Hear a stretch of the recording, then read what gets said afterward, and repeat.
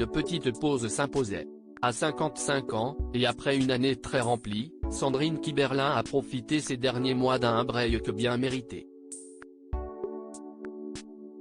L'occasion pour elle de faire un point sur sa vie et sa carrière, de souffler, mais également de profiter de son bel appartement qu'elle n'avait jamais pris le temps de découvrir, comme elle l'a confié à nos confrères de Marie-Claire. Un appartement acheté dans une telle frénésie qu'elle n'avait même pas pu en profiter pleinement.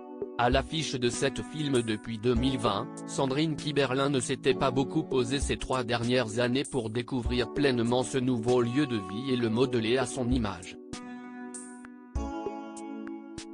Si est désormais chose faite, comme elle l'a confié au magazine Marie-Claire, elle a relâché son rythme ces dernières semaines pour souffler un peu.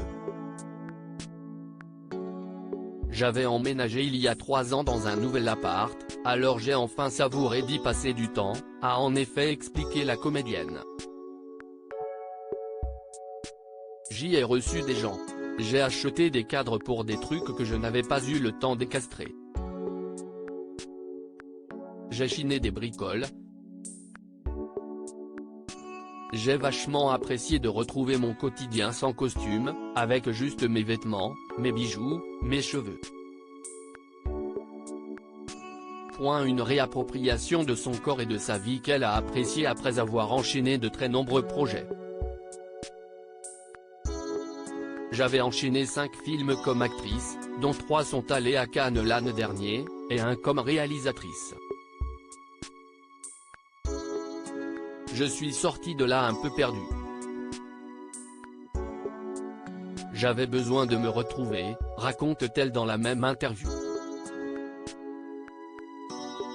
Une première réalisation, Une jeune fille qui va bien, qui avait permis à la jeune Rebecca Marder d'être mise en lumière et même nommée au César du meilleur espoir féminin. Mais qui a fatigué l'actrice, ravie de retrouver ses propres pensées et plus celles de différents personnages. Tourner tant de films vous remplit d'histoires qui ne sont pas à vous, alors vous avez du mal à savoir où est la vôtre. Ce n'est pas rien de s'immerger dans la tête d'un personnage, d'être tout le temps hors de sa propre vie, raconte-t-elle, sans se plaindre toutefois d'un travail qu'elle adore. Suzanne, son atout et sa fierté, un sujet dont elle doit forcément discuter avec sa fille Suzanne, qui marche dans les traces et dans celles de son père Vincent Lindon. Membre d'une jeune génération de comédiennes, dont font aussi partie Rebecca Marder ou encore Nadia Tereszkiewicz, ses partenaires sur différents projets, la jeune femme de 23 ans a cependant un atout dans sa manche, elle réalise également ses propres projets comme son long métrage 16 printemps, en 2021. Et rend très fière sa mère, qui ne tarit pas d'éloges, elle a explosé. Elle a été très forte et je suis très heureuse qu'elle se soit fait un prénom, avait-elle confié l'année dernière, alors que la jeune fille avait monté les marches de Cannes le même soir que sa maman.